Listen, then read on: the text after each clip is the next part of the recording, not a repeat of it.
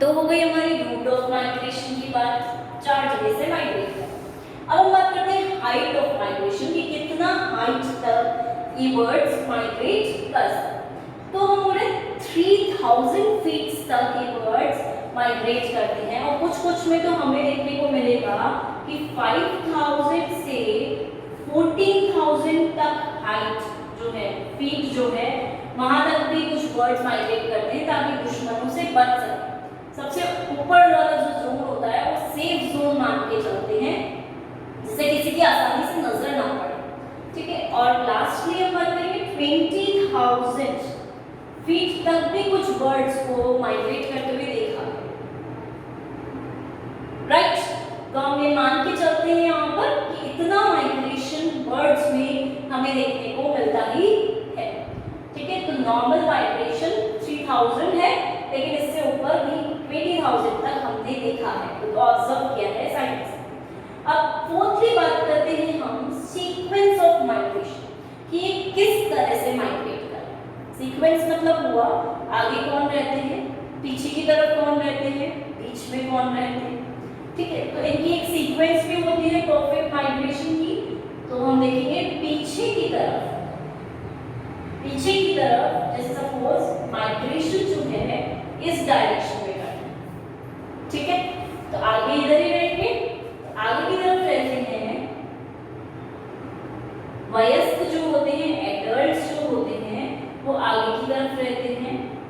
फिर उनके बच्चे जो होते हैं, बेबीज जो होते हैं, जो जस्ट बॉर्न हुए हैं, ठीक है, वो बीच में रहते हैं। और लास्ट में रहते हैं जो इंजर्ड, थके हुए लोग होते हैं, ठीक है, इंजर्ड है, वीक है, या कहीं से उनके लगी भी है, या जो भी है, ठीक है, तो वो सबसे लास्ट में रहते हैं। इसका मतलब ये हुआ कि एडल्ट्स जो हैं वो आगे की तरफ रहते हैं, रास्ते को पूरा पहचानते हैं, और उनके पीछे पीछे इसी लाइन वाइज ये आगे की तरफ बढ़ते हैं, क्योंकि बेबीज को कोई आइडिया नहीं है हमें कहाँ जाना, ठीक है, वो सिर्फ पेरेंट्स के साथ चल रही है।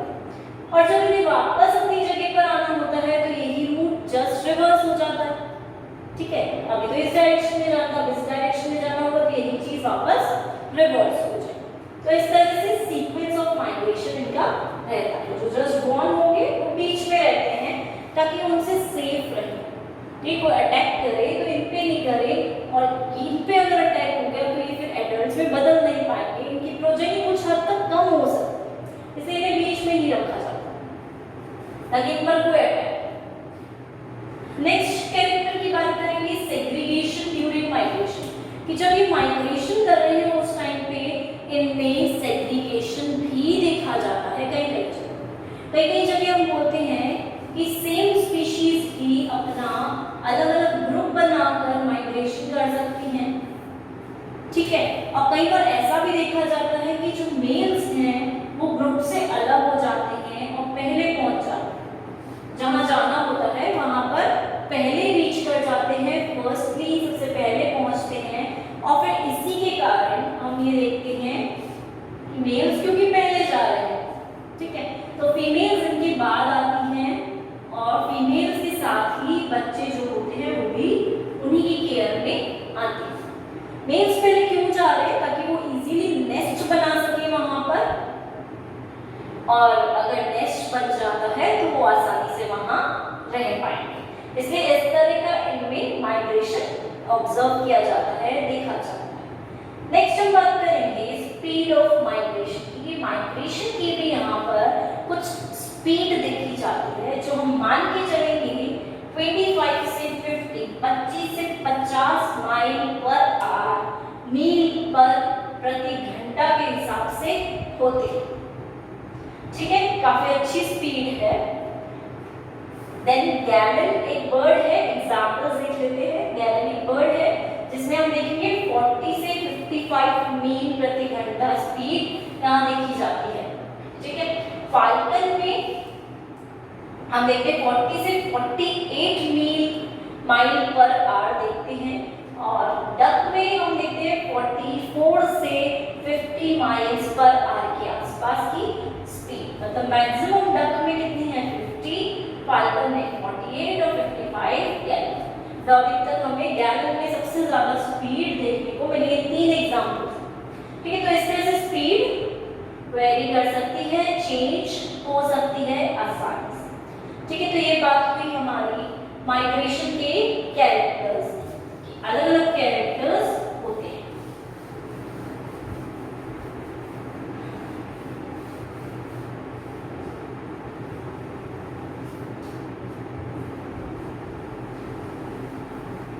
अब हम बात कर लेते हैं कॉजेज ऑफ माइग्रेशन की, ठीक है। माइग्रेशन के पीछे कोई कॉज भी तो रहता होगा, ऐसे तो माइग्रेट नहीं कर जाते हैं। तो बात करते हैं next is causes of migration की, क्या क्या रीजंस रहते होंगे क्यों ये बर्ड्स माइग्रेट कर रहे हैं, क्या इन्हें कुछ सिग्नल्स मिल रहे हैं, क्या रीजन है उसके पीछे। तो फर्स्टली हम देखेंगे गोनाडल स्टिमुलाई,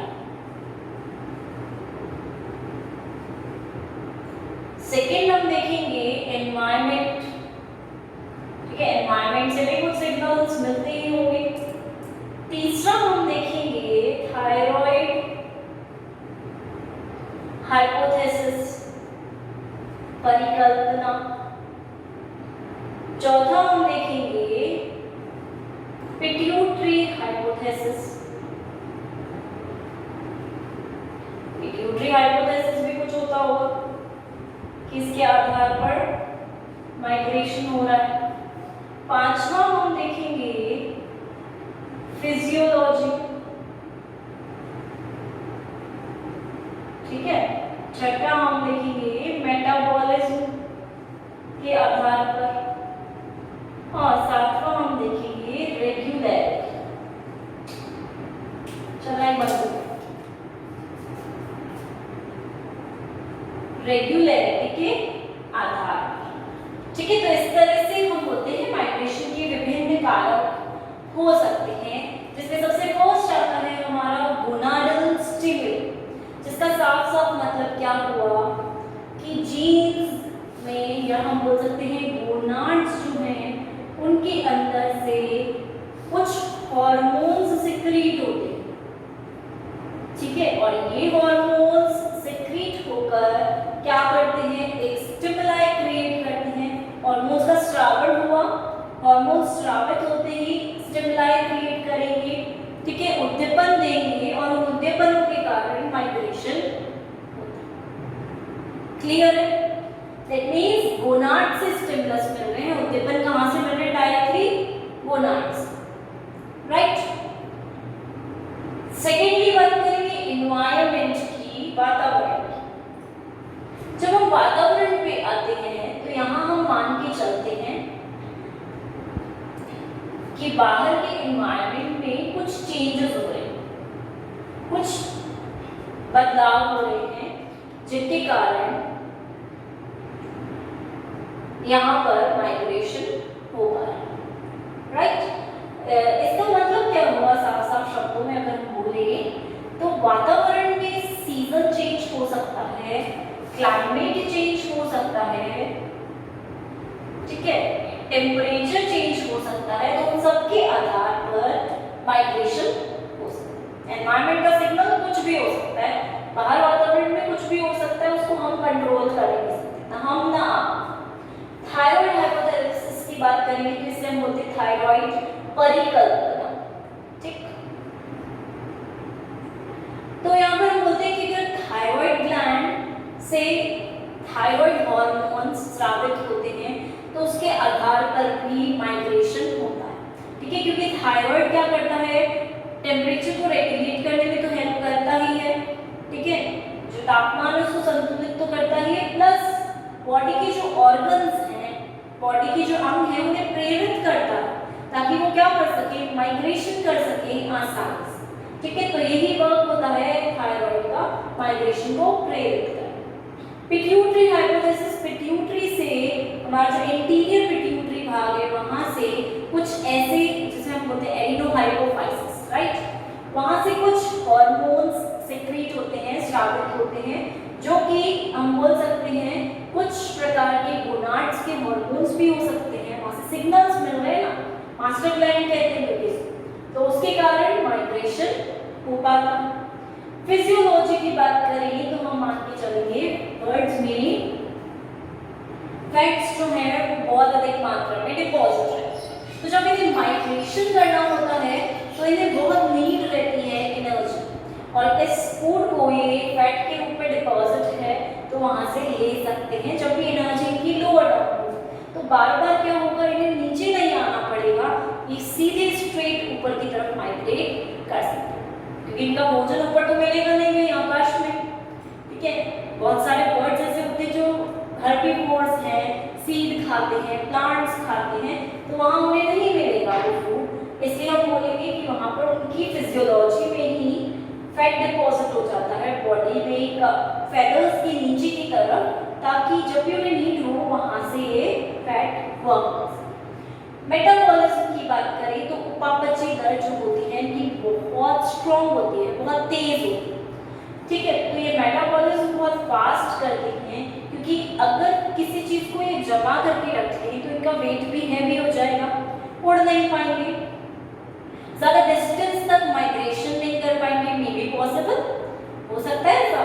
तो इसलिए यहाँ पर मेटाबॉलिज्म रेट जो है वो बढ़ जाती है, फैट जो है जल्दी जल्दी मेटाबॉलाइज करता है ताकि बॉडी को एनर्जी मिल सके, ऊर्जा आसानी से मिल सके। वहीं रेगुलरिटी की बात करते हैं तो कुछ हम बोलते हैं कि माइग्रेशन में रेगुलरिटी देखिए, ऐसा नहीं कि एक टाइम पे माइग्रेट कर गए वापस आए नहीं, ठीक है, या किसी और जगह पर दूसरी बार माइग्रेट कर रहे हैं, इनका माइग्रेशन रूट ऑलमोस्ट मान के चलेंगे सेम ही होता है, सेम ही जगह पर वापस आते हैं, तो रेगुलरिटी बहुत ज़्यादा देखने को हमें मिलती है। और वो रेगुलरिटी कहाँ से मिल रही है, बॉडी में ही सिग्नल्स होते हैं कुछ, ठीक है, वो दिए जाते हैं इनको, ठीक है, उन सिग्नल्स के कारण इनके अंदर रेगुलरिटी आती है और ये हर टाइम पे इजीली माइग्रेशन के लिए रेडी रहते हैं कि हमें जाना है। ठीक है, और हमारी तरह नहीं है कि हम माइग्रेशन कर रहे हैं तो बहुत सारा सामान लेकर जा रहे हैं, ठीक है, ये ऐसे ही चल देते हैं, कुछ ले जाने की जरूरत ही नहीं है इनको अपने साथ। तो ये हमारे कॉजेस है माइग्रेशन के कि किस प्रकार से माइग्रेशन होता है हमारा यहाँ पर बर्ड्स का। तो इस तरह से हम कॉजेस में बोल सकते हैं गोनाडल स्टिमुलाई है, उसकी वजह से माइग्रेशन, एनवायरनमेंट के कारण, थायराइड हार्मोन के कारण, पिट्यूटरी हार्मोन के कारण, फिजियोलॉजी उनकी जो खाने की है उसके कारण, उपापचय दर के कारण, और उनमें जो नियमितता है, रेगुलरिटी है, उसके कारण भी माइग्रेशन हो सकता है। अब देख लेते हैं यहाँ पर कुछ ऐसे मेथड्स भी होते हैं जिनके कारण हम माइग्रेशन को स्टडी कर रहे हैं, ठीक है, तो इसको हम बोलते हैं मेथड्स टू स्टडी माइग्रेशन। ठीक है, विभिन्न अलग अलग प्रकार के मेथड्स हो सकते हैं माइग्रेशन को स्टडी करने के, ठीक, जिसमें सबसे पहले हम बात करेंगे टेलीस्कोप की, दूसरी हम बात करेंगे रेडियो टेलीमेट्री की, तीसरी हम बात करेंगे रेडार की, चौथी हम बात करेंगे टैपिंग की,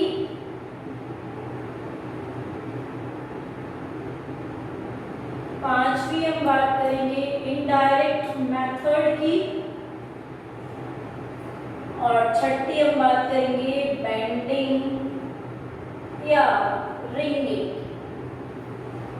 ठीक है, पहली बात तो ये कि ये सारे मेथड्स हम क्यों यूज में लेते हैं, इसके पीछे भी कुछ रीजन होता होगा।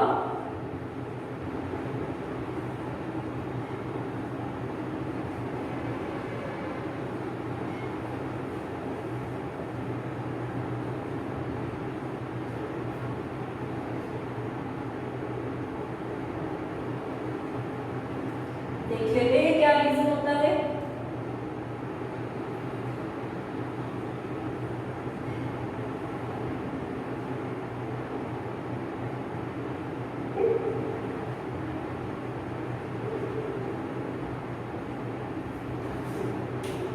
ठीक है, तो रीजन क्या है, ताकि हमें पता चल सके कितनी बर्ड्स में माइग्रेशन हो रहा है। ठीक है, हमारे यहाँ पे कितनी बर्ड्स ऐसी हैं जो माइग्रेशन करके जा रही हैं दूसरी जगह पर और प्रोसेस को कंप्लीट कर, राइट। तो सबसे पहला मेथड हम मान के चलेंगे टेलीस्कोप के द्वारा। साइंटिस्ट लोग क्या करते हैं, टेलीस्कोप लेके बैठ जाते हैं, ठीक है, मून के सामने से बर्ड्स अगर जाती हैं तो उन्हें देखते हैं, बहुत दूर तक दिखती हैं, ठीक है, जूम कर करके देखते हैं और पता लगाते हैं कि बर्ड्स में किस तरह से कौन सी बर्ड्स में नाइट को माइग्रेशन, ठीक है, टेलीस्कोप के द्वारा देखा जाता है। क्योंकि हम बोलते हैं कि लूनर जो है, मून जो है, उसके अकॉर्डिंगली कई बर्ड्स माइग्रेशन करती हैं। मून की जो पोजीशन होती है उसके अकॉर्डिंग माइग्रेशन करती है, पहचानती है रास्तों को, डायरेक्शंस को, तो इसलिए हम टेलीस्कोप के थ्रू उन्हें ऑब्जर्व कर सकते हैं, ठीक। दूसरी बात, रेडियो टेलीमेट्री, मतलब वहाँ पर रेडियो ट्रैकिंग डिवाइसेस जो होते हैं वो वहाँ पर आसपास लगाए जाते हैं जहाँ पर बहुत सारी बर्ड्स आती हैं। जैसे अगर बात करें राजस्थान की, तो राजस्थान में हमारा भरतपुर है, ठीक है, सांभर लेक है, यहाँ पे हम देखते हैं बहुत सारी बर्ड्स आती हैं। झालाना है, तो वहाँ पर रेडियो ट्रैकिंग डिवाइसेस लगाए जाते हैं जिनमें ट्रांसमीटर और रिसीवर दोनों होते हैं, जो कि बर्ड्स की वॉइस को, ठीक है, उनकी जो आवाज़ है, उनकी जो चिरपिंग है, उसको पहचान कर ट्रांसमिट करते हैं और फिर ट्रांसमीटर के थ्रू रिसीवर अटैच्ड होता है, जुड़ा हुआ होता है, वहाँ से वो हम लोग उस आवाज़ को रिसीव कर पाते हैं, सुन पाते हैं, ठीक है। तो इस तरह से रेडियो टेलीमेट्री के द्वारा कितनी बर्ड्स हैं, कितनी आवाज़ें आ रही हैं, कितनी प्रकार की आवाज़ें आ रही हैं, ये हम नहीं पहचान सकते, लेकिन जो स्पेशलिस्ट है, जिसने बर्ड में स्पेशलाइजेशन किया है, जो कि बर्ड की आवाज़ को आसानी से सुन सकता है, पहचान सकता है, उसके लिए इजी हो जाता है। वो सिर्फ आवाज़ के बेसिस पर बता सकते हैं कि वहाँ आसपास कितनी बर्ड्स हैं, ठीक है, कितनी प्रकार की बर्ड्स हैं, अगर आवाज़ सबसे हमें आ जाती है, ठीक है। तो बर्ड्स अगर पहुँचेंगी तो आवाज़ भी करेंगी, ऐसा नहीं है कि सिर्फ 1 घंटे के लिए लगाया और फिर हटा दिया, ठीक है, वहाँ परमानेंट सेटअप।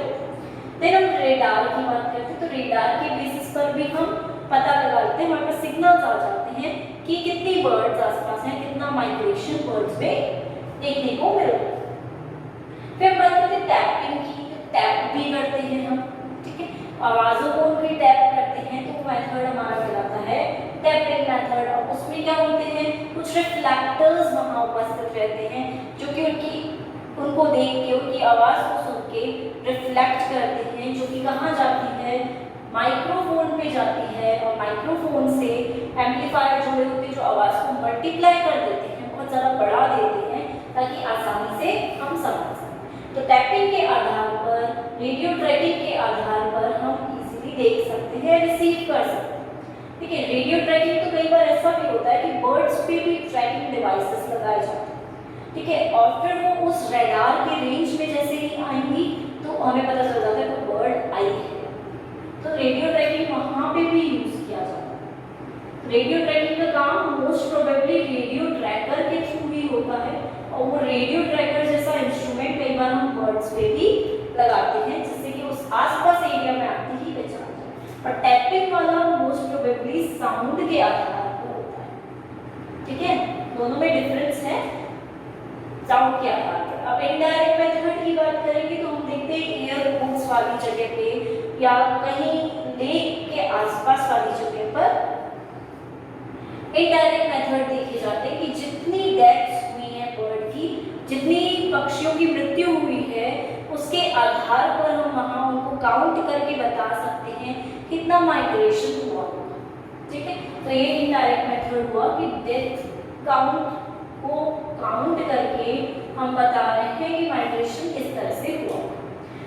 लास्ट मेथड हमारा आता है बैंडिंग एंड रिंगिंग, जिसके अंदर हम बोलते हैं बैंड्स या रिंग्स जैसी संरचनाएं पक्षियों को लगाई जाती हैं, ताकि हम आसानी से आइडेंटिफाई कर सकें कि कैसे पक्षी वहाँ पर प्रेजेंट हैं, कितना वो जाकर आए हैं, ठीक है, कितने पक्षी माइग्रेट कर रहे हैं। क्योंकि यहाँ पे हमने रिंगिंग की, रिंग लगाई, वहाँ पे गए, वहाँ पे काउंट किया साइंटिस्ट ने, देखा कि यहाँ इतनी कम लगी थी या यहाँ ज़्यादा रेंग लगी थी, वहाँ कम पहुँची।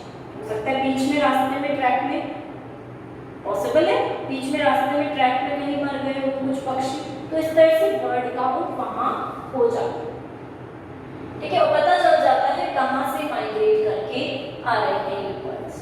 तो बेंडिंग हम विभिन्न प्रकार से देख सकते हैं, जैसे हम बात करेंगे लेग बेंड की। ठीक है, तो मेटल की रिंग्स जो होती है वो लेग में, उनके पैर में डाल दी जाती है, फिक्स कर दी जाती हैं, और उसके आधार पर हम पहचान सकते हैं कि माइग्रेशन किस तरह से।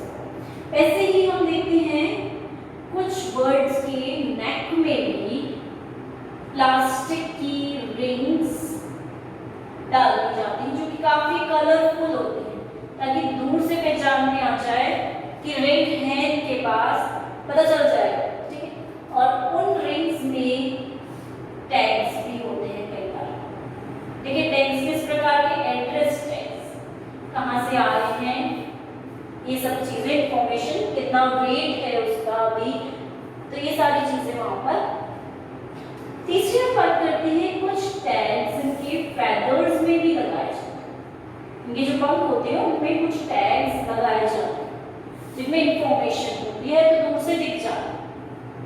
चौथी हम बात करते हैं कि जो बीक्स होती हैं, इनकी जो चोंच होती है, उसमें भी नाइलॉन थ्रेड जो होता है, तो पतला सा थ्रेड होता है, धागा होता है नायलॉन का, उसमें टैग लगा के उनकी चोंच में डाल दिया जाता है, ताकि जहां पे भी ये जाए वहां पे साइंटिस्ट पढ़ सके, स्टडी कर सके माइग्रेशन को, माइग्रेशन की रेट को आसानी से। और नेक्स्ट हम बात करेंगे इनकी बीक के अलावा कई बार वाटर पिस्टल्स होती हैं। ठीक है, उनके द्वारा दूर से ही उनके फेदर्स को अलग अलग कलर्स से रंग दिया जाता है, और वो कलर्स उनके पास लिखे हुए होते हैं कि इन कलर्स से हमने इन्हें कलरफुल बनाया, तो होली खेलते हैं बर्ड्स के साथ। ठीक है, तो उनके फेदर्स कलरफुल हो जाते हैं, और उसके बेसिस पर, उसके आधार पर भी हम पहचान सकते हैं, बर्ड का माइग्रेशन देख सकते हैं, कहाँ से आ रही हैं, क्या। ठीक है, तो इन सब बेसिस पर हमें पहचानना है बर्ड माइग्रेट कैसे करती है, क्या चेंजेस वहाँ आएंगे। तो clearly telescope, radio telemetry, radar, tapping, indirect method और रिंगिंग।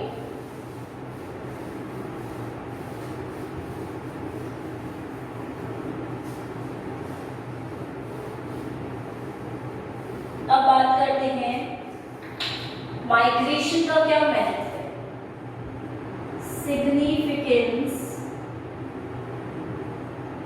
Of migration. ठीक है, महत्व दो प्रकार से होता है।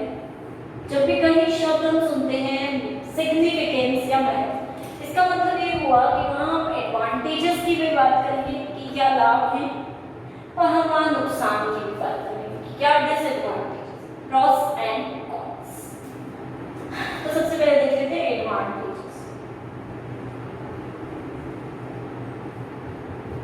किस प्रकार से वहाँ लाभ देखे जाते हैं बर्ड्स के माइग्रेशन।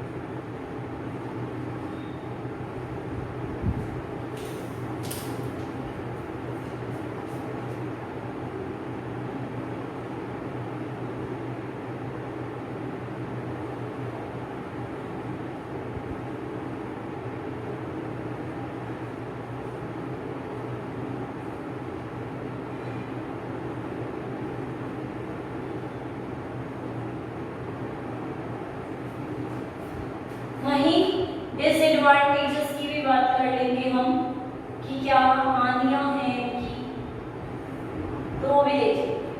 ठीक, तो डिसएडवांटेजेस में देखेंगे सबसे पहले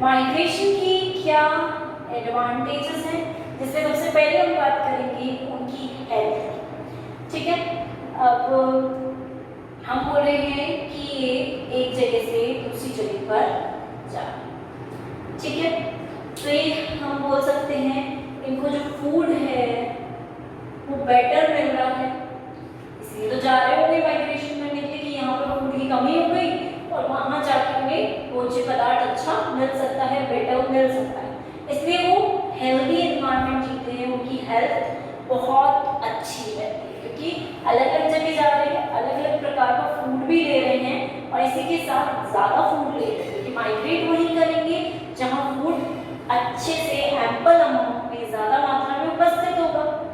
ठीक, दूसरी बात करते हैं प्रॉपर वाटर एंड एयर की।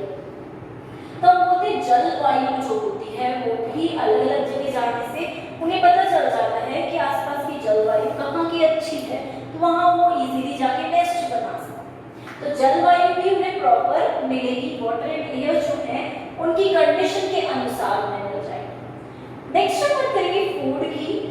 जैसे अगर समर सीजन में ठंडे इलाकों से गर्म इलाकों की तरफ जा रहे हैं, ठीक है, तो हम बोलते हैं ठंडे इलाकों में जहाँ पर कोल्ड टेम्परेचर होते हैं, तापमान जो बहुत कम होता है, वहाँ पे बहुत जल्दी रात हो जाती है। ठीक है, अंधेरा जल्दी होने लग जाता है शाम को। और समर्स की जब हम बात करते हैं जहाँ गर्म टेम्परेचर है वहाँ अंधेरा लेट होता है। हम इवन गर्मियों में नोटिस करते हैं कि अंधेरा 7 बजे तक, 7:30 बजे तक होता है, तो उन्हें पहुँचने के बाद भी इनफ बहुत टाइम, बहुत समय मिल जाता है कि वो फूड की सर्च कर सके गर्म इलाकों में जाने के। तो ये भी एक बेनिफिट है migration, right. Prevention from summers winters, जिन पक्षियों को समर सूट नहीं करता, गर्मियाँ सूट नहीं करती, वो समर से, जिन्हें बारिश वाला मौसम सूट नहीं करता वो बारिश से, जिन्हें सर्दियाँ सूट नहीं करती वो सर्दी से अपने आप को बचा सकते हैं, प्रिवेंट कर सकते हैं। ठीक है, बचाव के लिए बहुत अच्छा तरीका है। सेकेंडली हम बोलते हैं रिप्रोडक्शन, प्रजनन के लिए जाते हैं तो इन्हें प्रॉपर स्पेस मिल जाता है, जगह मिलती है रिप्रोडक्शन करने के लिए, इसलिए वो वहाँ पर जा रहे हैं। अब अलग अलग स्पीशीज हम जैसे सपोज बात कर रहे हैं, एक है हमारा, इसे बोलते हैं साइबेरिया, सपोज यहाँ से आ रहे हैं अलग अलग जगह से लोग, पक्षी। ठीक है, जरूरी नहीं एक ही जगह से पक्षी आए, अलग अलग जगह से आ सकते हैं। राजस्थान की किसी जगह से आ रहे हैं, मध्य प्रदेश की किसी जगह से आ रहे हैं, तो इस तरह से अलग अलग जगह से आ रहे हैं। तो उनके अंदर वहाँ जाके एक जैसी स्पीशीज अलग अलग जगह से आती है तो उन्हें एक प्रॉपर समय मिलता है रिप्रोडक्शन के लिए, प्रजनन के लिए, प्लस उनके जीन एक्सचेंज होने के लिए भी उन्हें एक मौका। ठीक है, कि उनके जो जीन है वो आपस में परिवर्तित हो सके। हो सकता है ये वाली स्पीशीज इस वाली स्पीशीज के साथ रिप्रोडक्शन कर जाए और उनके जीन्स में एक्सचेंज हो जाए, अदरवाइज जीन्स कैसे रहेंगे, बिल्कुल सेम रहेंगे। तो एक प्लेटफॉर्म मिल रहा है, एक जगह मिल रही है उन्हें जीन के एक्सचेंज होने के लिए, तो जीन एक्सचेंज के लिए बहुत जरूरी हो जाता है। इन्फेक्शंस जो हैं, क्योंकि ये एक जगह रुक ही नहीं रहे ज़्यादा देर तक, तो जो माइक्रो ऑर्गेनिजम्स होंगे, पैरासाइट्स होंगे जो उनके ऊपर रह सकते हैं, तो वो भी कम हो जाएंगे। इसके कारण इन्फेक्शंस जो होंगे, संक्रमण जो होंगे वो भी कम हो जाएंगे।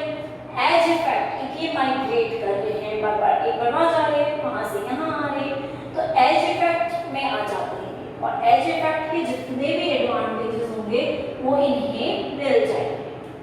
ठीक है, ज्योग्राफिकल डिस्ट्रीब्यूशन, एज इफेक्ट में सबसे बड़ा एडवांटेज ये होता है कि एजेस जो होते हैं वहाँ पे वेजिटेशन कवर बहुत हाई होता है।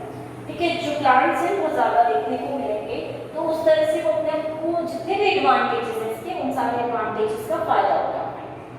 ज्योग्राफिकल डिस्ट्रीब्यूशन हो जाती है इनकी, अलग अलग जगह पर ये डिस्ट्रीब्यूटेड हो सकती है। इसी के साथ हेरिडिटरी, अनुवांशिक और एवोल्यूशन के भी चांसेस हमें मिलते हैं। इवॉल्व हो सकते हैं, ये चेंज हो सकते हैं, इतना एनवायरनमेंट में ट्रेवल करेंगे तो इनमें चेंजेस भी आ सकते हैं, चेंजेस जीन एक्सचेंज के कारण भी आते हैं, तो एवोल्यूशन देखने को मिलेगा, उद्विकास देखने को मिलेगा। वही लास्टली बात करते हैं, जो पक्षी ज़्यादा माइग्रेशन करते हैं इसका मतलब हुआ कि वो हर तरह के वातावरण को जानते हैं, समझते हैं, इसलिए उनके अंदर जो अडेप्टेशन की पावर है वो ज़्यादा होती है।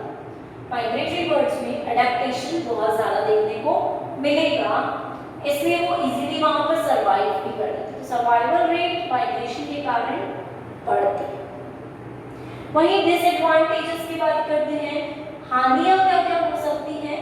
नंबर 1, जो टावर्स लगे हुए होते हैं बीच बीच रास्तों में, उनके कारण वो उनसे भिड़ जाते हैं। ठीक है, आसानी से भिड़ जाते हैं और उनकी वहीं पे डेथ हो जाती है, तो ये तो सबसे बड़ा लॉस है उनके लिए। एक तो उन्हें रात को दिखता भी नहीं है, लॉस ऑफ साइट होती है, इतना ज़्यादा देख नहीं पाते हैं, कुछ चीज़ें महसूस करते हैं, तो उस समय पर ये टावर्स के कारण भिड़ जाते हैं। लॉस ऑफ एनर्जी, क्योंकि इतना माइग्रेट कर रहे हैं, फैट जो स्टोर होता है उसी को यूज़ कर रहे हैं, तो एनर्जी का लॉस माइग्रेशन के समय पे देखने को मिलता है।